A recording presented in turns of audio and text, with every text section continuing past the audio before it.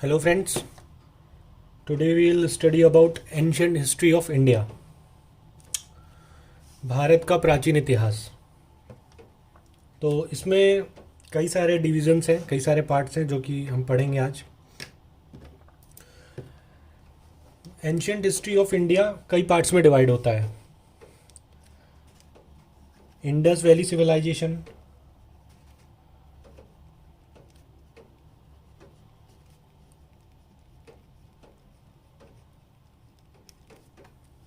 आपका वैदिक culture,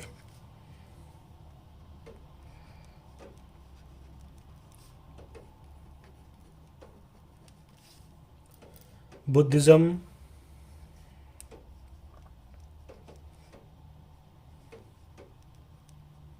Jainism,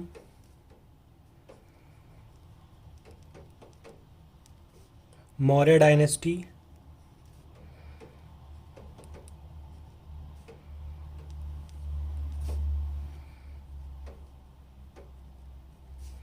और गुप्ता पीरियड। इसको आप गुप्ता डायनेस्टी भी बोल सकते हैं।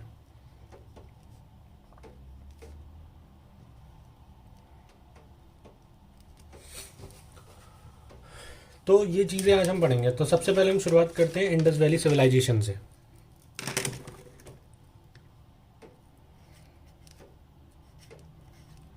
इस वीडियो में आज हम सिर्फ इंडस वैली सिविलाइजेशन के बारे में पढ़ेंगे। उस समय क्या चीज़ें थी, कब शुरू हुआ, कैसे शुरू हुआ, कहाँ से शुरू हुआ, क्या क्या रिलीजन थे, क्या ऑक्यूपेशंस थे, सारी चीज़ें। तो इंडस वैली सिविलाइजेशन की शुरुआत हुई थी 2500 बीसी से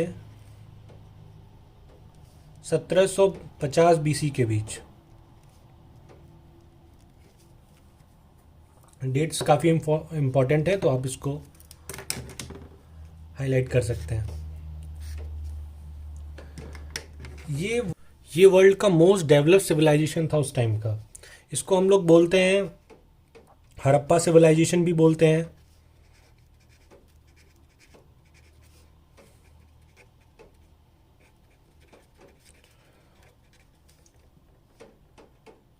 वैदिक सिविलाइजेशन भी बोलते हैं हिंदू बिलीफ्स के according.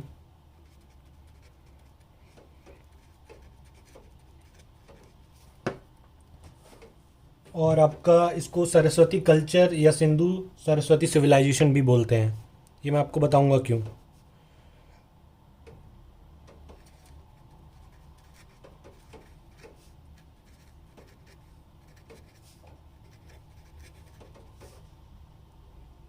Sindhu Saraswati civilisation.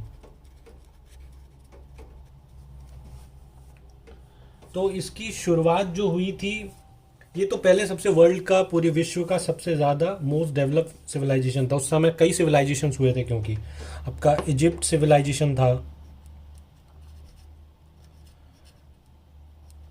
European civilisation था,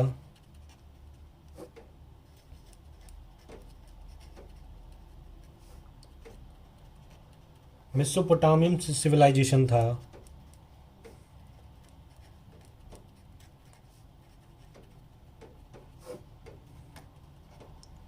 और आपका चाइनीज सिविलाइजेशन था। तो इन सब सिविलाइजेशन में सबसे डेवलप्ड जो सिविलाइजेशन था वो हमारे भारत का इंडस वैली सिविलाइजेशन था।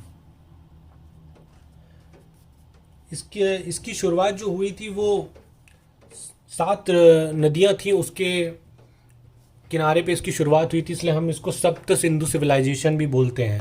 और ये सिंधु सरस्वती वर्ड वहीं से आया, क्योंकि ये नदियां, इन नदियों के किनारे ही इसकी शुरुआत हुई थी। तो कौन कौन सी रिवर्स थी, जिनके जो कौन कौन सी वो 7 रिवर्स थी जिनके किनारे इसकी शुरुआत हुई थी, वो थी आपकी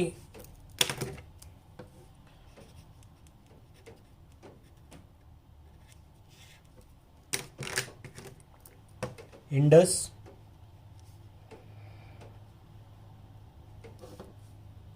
झेलम, चिनाब, सतलज, रवि,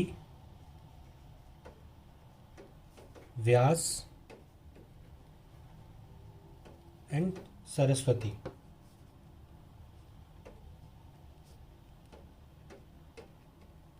इसलिए हम इसको सप्त सिंधु रीजन या सप्त सिंधु सिविलाइजेशन भी बोलते हैं।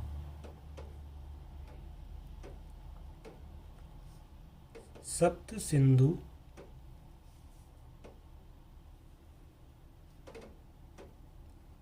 रीजन और सिविलाइजेशन भी बोलते हैं।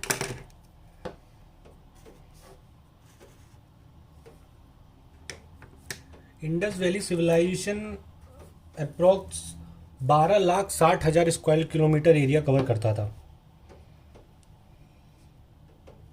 12,60,000 स्क्वायर किलोमीटर,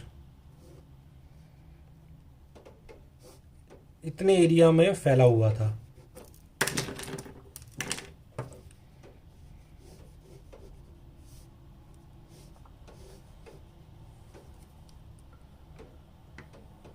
अब इसमें बात आती है इसने कौन कौन सी कंट्रीज़ कवर की थी, क्योंकि इसके बाद डिवीज़न के बाद ये कंट्रीज़ में कन्वर्ट हो गया पूरा सिविलाइजेशन। तो उस समय पूरा पाकिस्तान,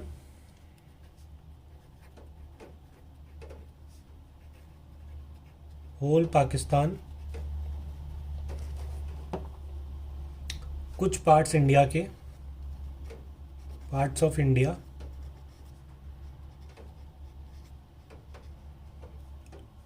अफगानिस्तान,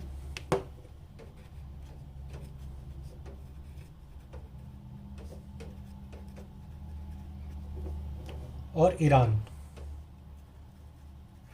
एंड ईरान, जो उस समय पर्शिया के नाम से जाना जाता था।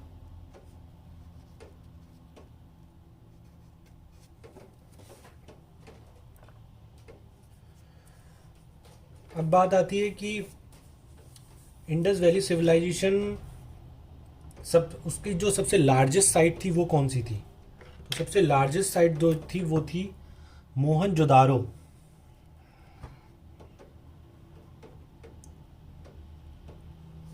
मोहनजोदारो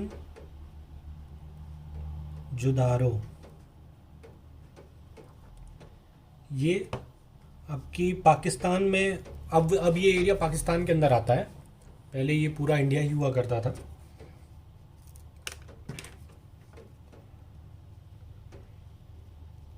ये पाकिस्तान में अब है, और ये लार्जेस्ट साइट थी आईवीसी की, जहाँ पे सबसे ज़्यादा आईवीसी इंडस वैली सिविलाइजेशन के आपके चीज़ें प्रूफ्स मिले थे कि यहाँ पे ऐसे ऐसे लोग रहते थे, यही सबसे पहले डेवलप सिविलाइजेशन था, ये चीज़ें पाई जाती थी। तो उसकी सबसे ज़्यादा खुदाई हुई थी, जहाँ पे सबसे ज़्यादा चीज़ें मिली थी वो मोहनजोदारो था, largest site of IVC.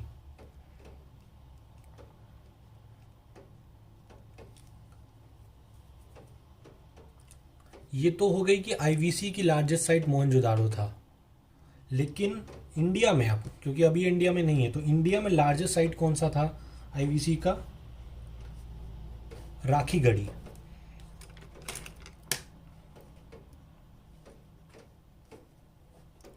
Rakhigarhi सबसे बड़ा साइट था इंडस वैली सिविलाइजेशन का इंडिया में।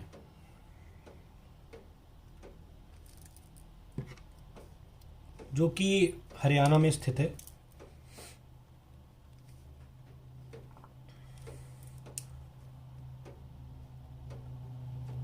इंडिया का सबसे largest site Haryana.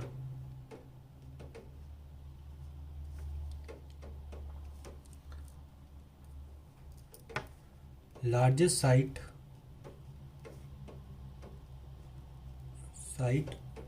Of IVC in India. अगर क्वेश्चन आता है कि largest site of IVC, Indus valley Civilization का लार्जेस्ट साइट कौन था, तो मोहनजोदारो था, लेकिन largest site of IVC in India तो Rakhigarhi. And second largest site of IVC is Harappa, इसलिए इसको हड़प्पा सिविलाइजेशन भी कहा जाता है कई जगह।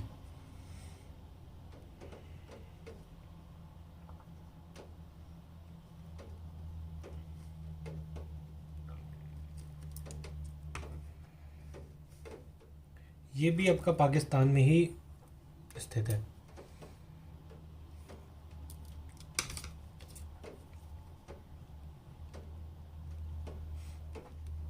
It is the second largest site of IVC।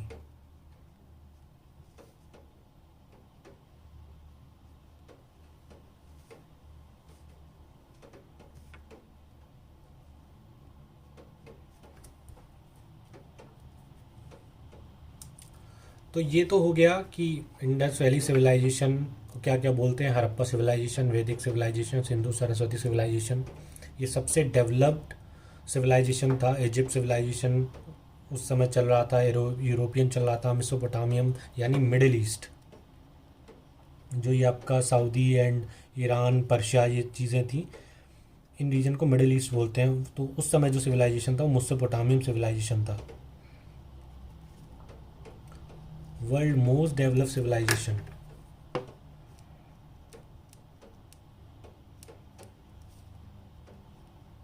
Most developed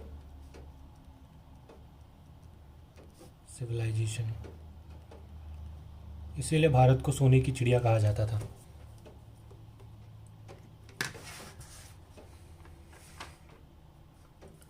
अब बात आती है कि उस समय क्या क्या मेन क्रॉप्स थे, किन किन चीज़ों की खेती होती थी, किन किन कौन कौन सी चीज़ें एग्रीकल्चर में सबसे ज़्यादा उगाई जाती थी। तो जो मेन क्रॉप्स थे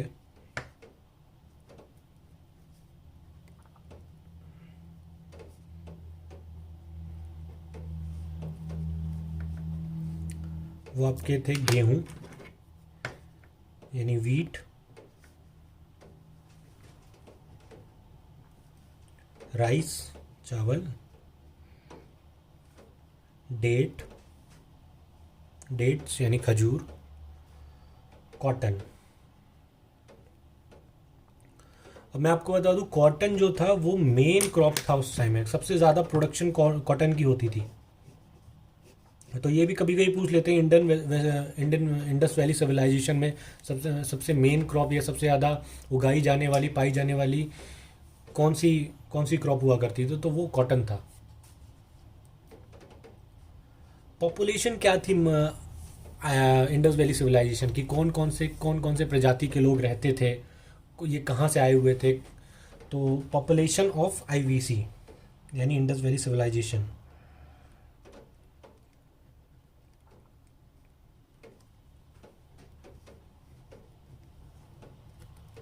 तो इसमें रहते थे आपके मंगोलॉइड्स।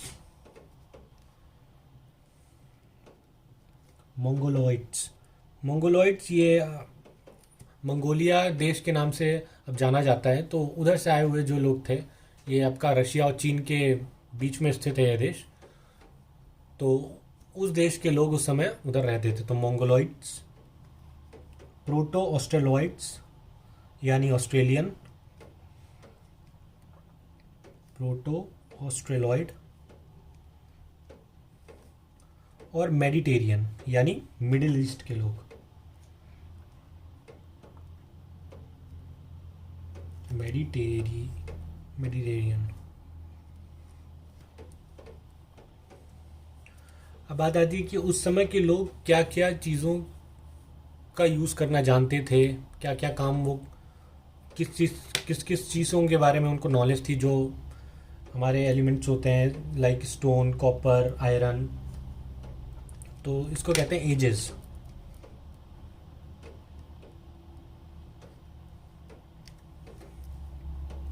एजेस की बात करें तो उस समय के लोग स्टोन का यूज़ करना यानी पत्थर का यूज़ करना जानते थे, कॉपर का भी यूज़ करना जानते थे, ब्रोंज का भी यूज़ करना जानते थे, बट आयरन का वो नहीं जानते थे यूज़। आयरन का यूज़ करना जानना शुरू किया था वैदिक कल्चर में, इसका यूज़ लोगों ने समझा था। उस समय आयरन का यूज़ करना नहीं जानते थे, not in use. Iron, gold, इन सब चीज़ों का यूज़ उस समय नहीं जानते थे लोग। अब बात आती है रिलीजन की, कौन कौन से रिलीजन, कौन कौन से धर्म उस समय, क्या रिलीजियस बिलीफ क्या था लोगों का।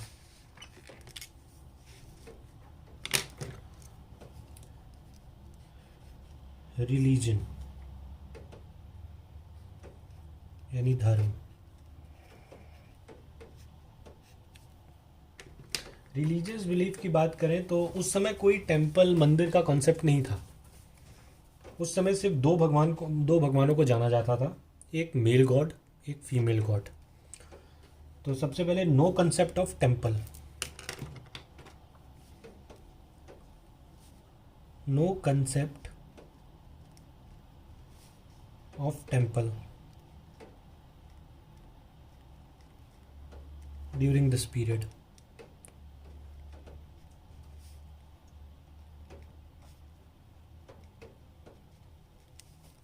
मंदिर का, मस्जिद का, चर्च का, इन सब चीज़ों का, इन धार्मिक संस्थाओं का कोई भी उस समय बिलीव नहीं था। कोई भी ऐसी चीज़ें प्रचलन में नहीं थी। सिर्फ दो भगवानों को माना जाता था, एक थे मेल गॉड,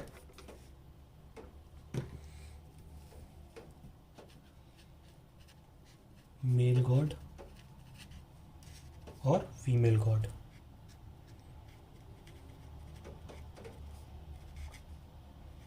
जेंडर के आधार पे उस समय विभाजन था देवी देवताओं का, और सिर्फ दो ही भगवान थे। मेल गॉड में आपके थे पशुपति महादेव,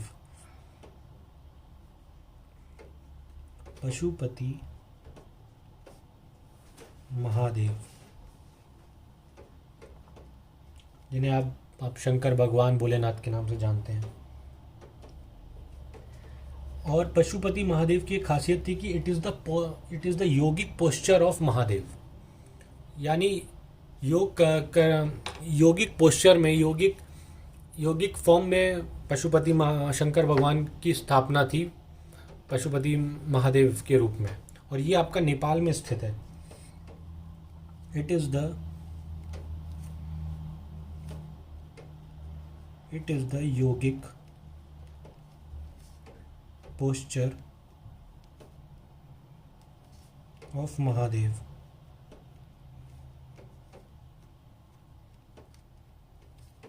और खासियत ये है कि ये महादेव की जो मूर्ति है ये 4 जानवरों से घिरी हुई है, which is surrounded by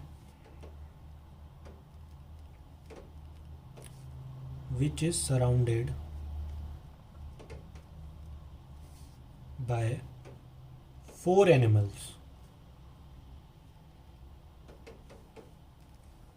elephant हाथी, बफेलो भैंस, टाइगर और राइनोसोरस यानी दरियाई घोड़ा। ये क्वेश्चन पूछता है कि पशुपतिनाथ महादेव किन 4 जानवरों से घिरे हुए हैं, तो ये इम्पोर्टेंट है। और इसी टाइम से पशुपतिनाथ महादेव को जब पूजा जाता था, पूजने लगा गया इंडस वैली सिविलाइजेशन से, तभी से ये आपका लिंगम पूजा स्टार्ट हुई, क्योंकि ये महादेव लिंग के रूप में भी थे। तो लिंग पूजा का प्रचलन जो हुआ वो यहीं से शुरू हुआ था। तो फ्रॉम दैट पीरियड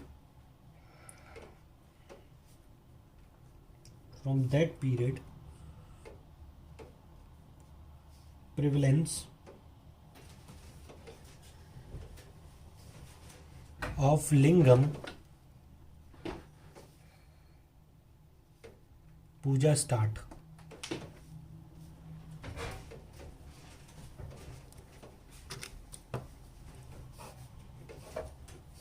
ये आप जब आर्ट्स एंड कल्चर पढ़ेंगे अभी एंशिएंट हिस्ट्री के बाद, तो ये क्वेश्चन इंपॉर्टेंट है उसका।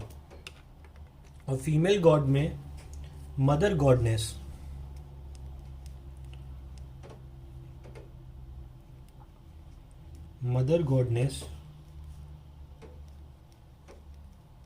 जो कि जिन्हें कहा जाता था मातृशक्ति, also known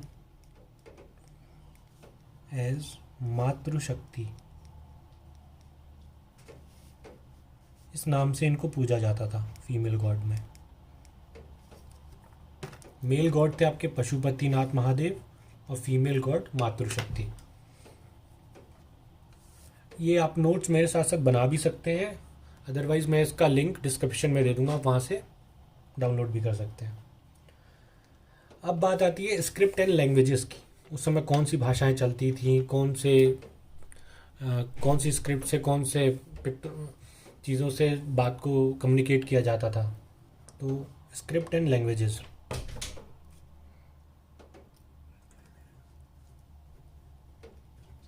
script and language.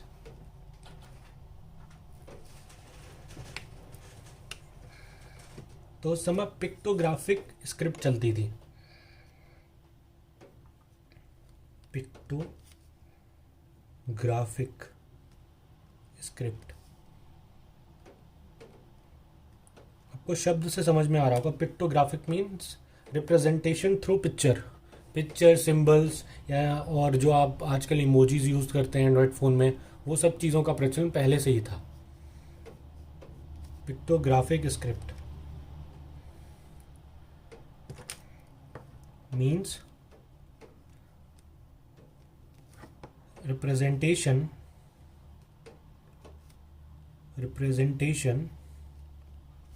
through pictures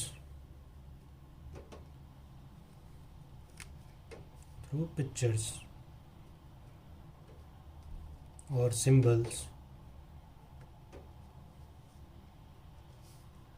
and drawings। इन चीज़ों के थ्रू ही कम्युनिकेशन हो पाता था। उस समय कोई लैंग्वेज ऐसी नहीं थी कि जिनके थ्रू आप कम्युनिकेट कर सकें। And there was only 400 to 500 symbols was there.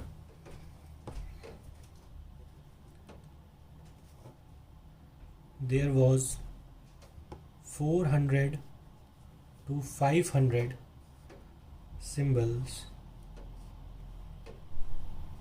Was there. सिर्फ 400 से 500 सिंबल ही जान पहचान में थे, नोन में थे, नॉलेज में थे। ये मैं कॉपी सीधी कर दे रहा हूँ ताकि अगर आप स्क्रीनशॉट भी लेना चाहें तो ले सकते हैं। और लैंग्वेज यूज़ होती थी बोस्टोफेडोन लैंग्वेज। अगर हम लैंग्वेज की बात करें तो बोस्टोफेडोन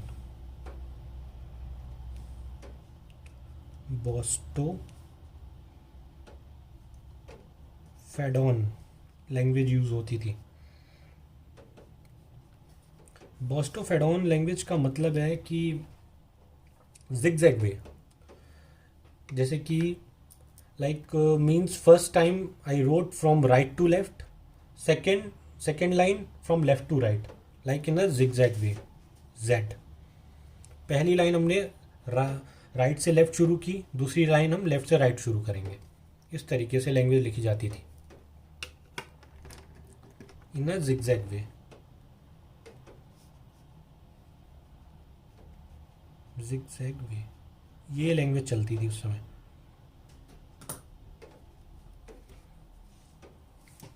बात आती है कैपिटल सिटीज कौन सी थी, कौन कौन सी राजधानियां थी उस समय इंडस वैली सिविलाइजेशन की।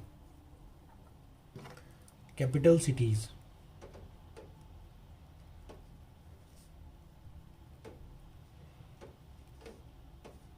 कैपिटल सिटीज में हड़प्पा और मोहनजोदारो को ही कैपिटल राजधानी माना जाता था। Harappa and Mohenjodaro.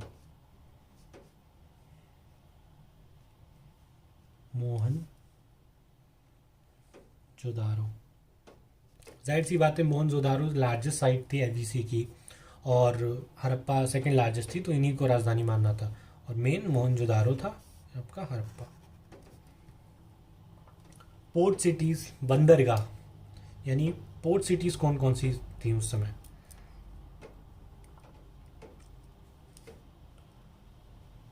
Port cities Lothal,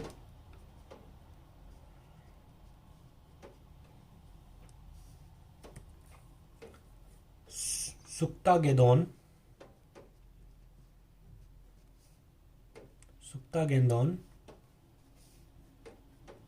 अल्हादीनो,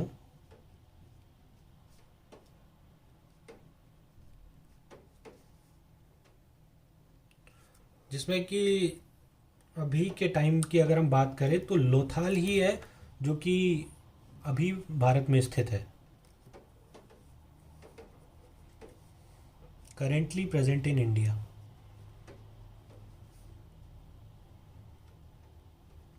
in India.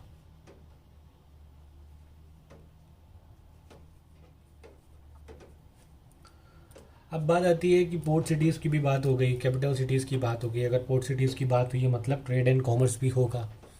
व्यापार कैसे होता था उस समय, होता था कि नहीं। तो बात करते हैं हम ट्रेड एंड कॉमर्स।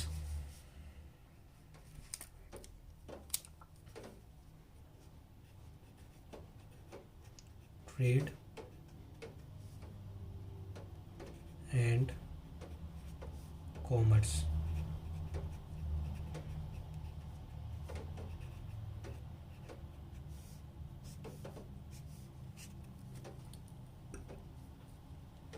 उस समय ज़्यादा फॉरेन ट्रेड तो पॉसिबल नहीं था। जो इंडस वैली सिविलाइजेशन के अंदर अंदर जो भी स्थान थे बस उन्हीं के बीच में आदान प्रदान होता था।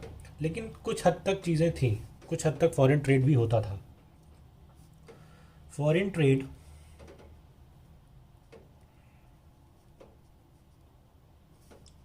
फॉरेन ट्रेड विथ मेसोपोटामिया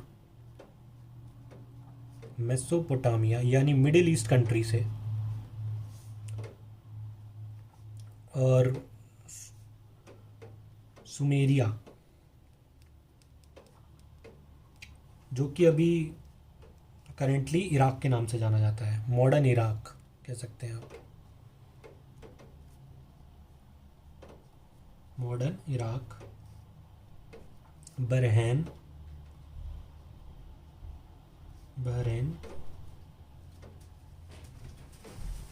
सिर्फ इन कंट्रीज़ के थ्रू फॉरेन ट्रेड होता था। Mesopotamia, middle east, Sumeria, Iraq और बहरैन। अब एक्सपोर्ट होती क्या क्या चीज़ें थी।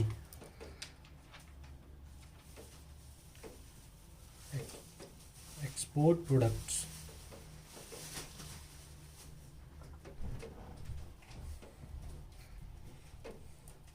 एग्रीकल्चरल प्रोडक्ट्स थे ऑब्वियसली सबसे पहले।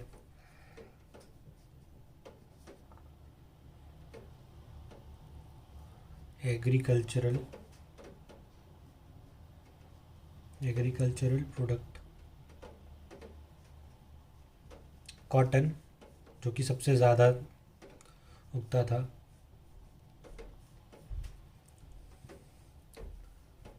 पॉटरी मिट्टी के बर्तन,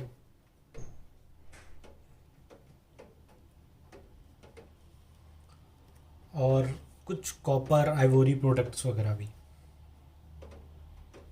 आइवोरी प्रोडक्ट्स, कॉपर, ये चीज़ें उस समय एक्सपोर्ट होती थी। अब एक्सपोर्ट होने का सिस्टम क्या था, किस चीज़ के बदले कैसे एक्सपोर्ट होता था, क्या स्टाइल क्या था इस एक्सपोर्ट का। तो उस समय it is a debatable topic, but फिर भी जो सबसे ज़्यादा माना जाता है कि उस समय बार्टर सिस्टम का उपयोग किया जाता था। मे बी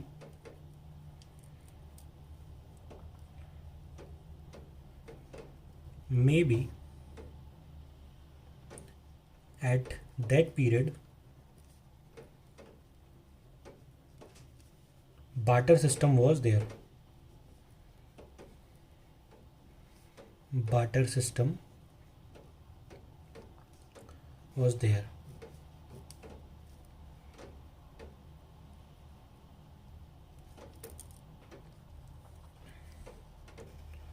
बार्टर सिस्टम का मतलब ये है कि जैसे कि सपोज़ पाकिस्तान में चावल पैदा होते हैं ज़्यादा, तो पाकिस्तान ने चावल अपने पैदा किए। भारत में गेहूं की प्रोडक्शन ज़्यादा है, भारत से गेहूं की प्रोडक्शन हुई। भारत ने पाकिस्तान को चावल दिया, गेहूं दिया, और पाकिस्तान ने भारत को चावल दिया। तो इसी वे में कुछ पैसे वैसे का कोई लेन देन नहीं होता था। इसी वे में जो भी इंटर एक्सचेंज चीज़ें चलती थी, तो इसी को कहते हैं बार्टर सिस्टम। तो ये चीज़ें थी इंडस वैली सिविलाइजेशन की, जिसमें कि हमें पता चला इंडस वैली सिविलाइजेशन 2500 BC से 1750 BC तक चला, जिसको हम हड़प्पा सिविलाइजेशन, वैदिक सिविलाइजेशन या सिंधु सरस्वती सिविलाइजेशन भी बोलते हैं। ये वर्ल्ड का मोस्ट डेवलप सिविलाइजेशन था। ये इंडस वैली झेलम, चेनाब, सतलुज, रवि, व्यास, सरस्वती के किनारे पे स्थित था, इसलिए इसको सप्त सिंधु रीजन या सप्त सिंधु सिविलाइजेशन भी बोलते हैं। ये 12,60,000 स्क्वायर वर्ग किलोमीटर में फैला हुआ था, जो कि पूरे पाकिस्तान, कुछ पार्ट्स इंडिया के, अफगानिस्तान और ईरान यानी पर्शिया को कवर करता था। इसकी जो लार्जेस्ट साइट थी वो आपकी मोहनजोदारो थी, जो कि अब पाकिस्तान में स्थित है। इंडिया में इसकी लार्जेस्ट साइट राखीगढ़ी थी, जो कि हरियाणा में स्थित है, और सेकेंड लार्जेस्ट साइट हड़प्पा में थी, जो कि अब पाकिस्तान में है। मेन क्रॉप्स क्या थे? Wheat, rice, date, cotton. Population, कौन कौन से लोग इंडस वैली सिविलाइजेशन के दौरान रहते थे? मंगोलॉइड्स, प्रोटो ऑस्ट्रोलॉइड्स और मेडिटेरियन यानी मिडिल ईस्ट के लोग। मंगोलॉइड्स यानी मंगोलियन और प्रोटो ऑस्ट्रोलॉइड्स यानी ऑस्ट्रेलियंस। एजेस, उस समय लोगों को स्टोन, कॉपर, ब्रॉन्ज के यूज़ की जानकारी थी, लेकिन आयरन का यूज़ वो लोग नहीं जानते थे। इसके आयरन का यूज़ लोगों को पता चला वैदिक कल्चर के दौरान। रिलीजियस बिलीफ क्या था? टेम्पल का कोई कंसेप्ट नहीं था उस पीरियड में। Temple, mosque, church, gurdwara and all, कोई भी ऐसी धार्मिक संस्थाओं का प्रचलन नहीं था। उस समय सिर्फ दो भगवान जाने जाते थे, male god and female god. Male god में पशुपतिनाथ महादेव, जो कि योगिक पोस्चर है महादेव का, शंकर भगवान का, which is surrounded by 4 animal, जो कि 4 जानवरों से घिरे हुए हैं, elephant, buffalo, tiger and rhinoceros. और इसी पीरियड के दौरान लिंगम पूजा की शुरुआत हुई।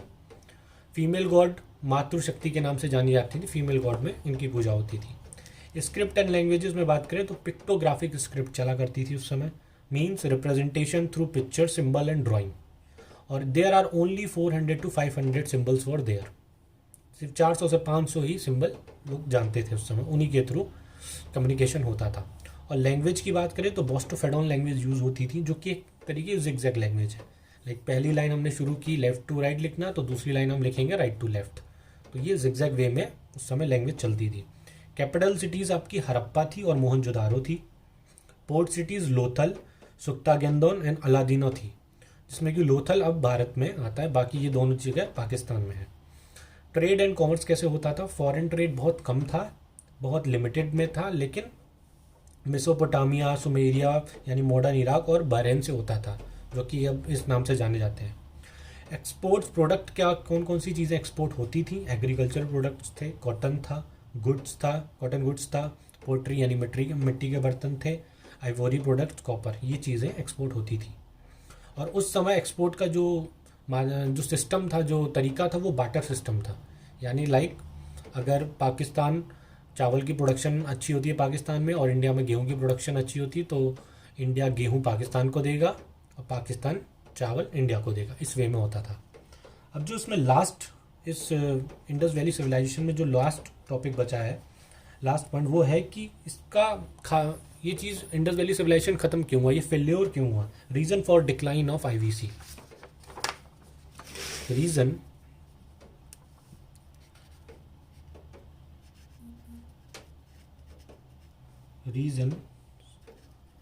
ऑफ डिक्लाइन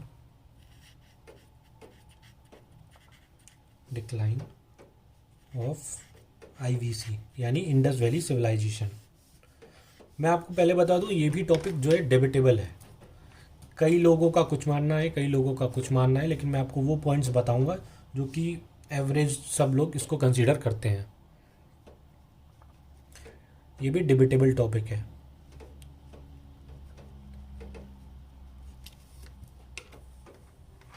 तो पहला तो रीज़न लोग ये मानते हैं कि मे बी शायद आर्यंस आए थे और उन लोगों ने इंडस वैली सिविलाइजेशन के लोगों को मार दिया था। May B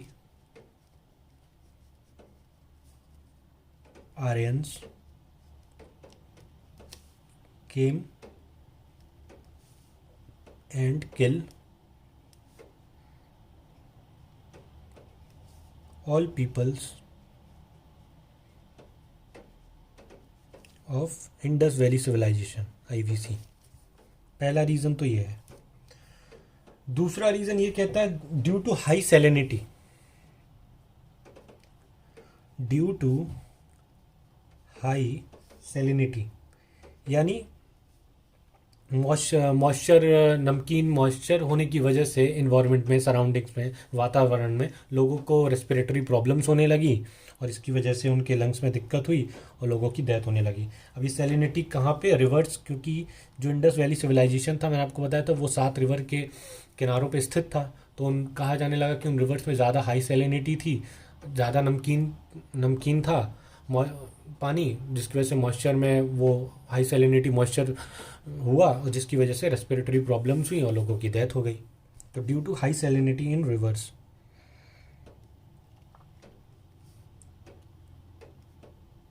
which are located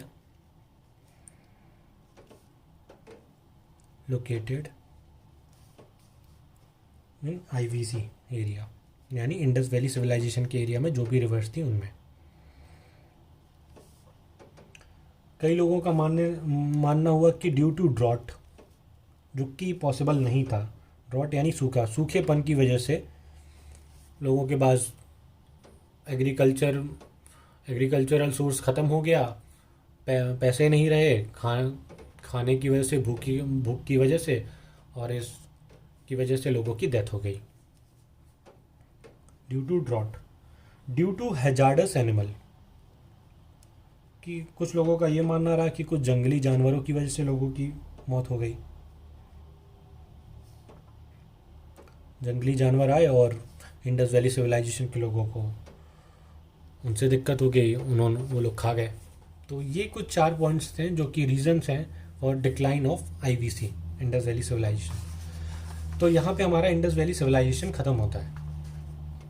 मैं नोट्स का जो पीडीएफ है और जो इसके एनसीईआरटी के क्वेश्चंस हैं उनका आंसर मैं आपको डिस्क्रिप्शन में दे दूंगा लिंक, आप वहाँ से डाउनलोड कर सकते हैं। So thank you.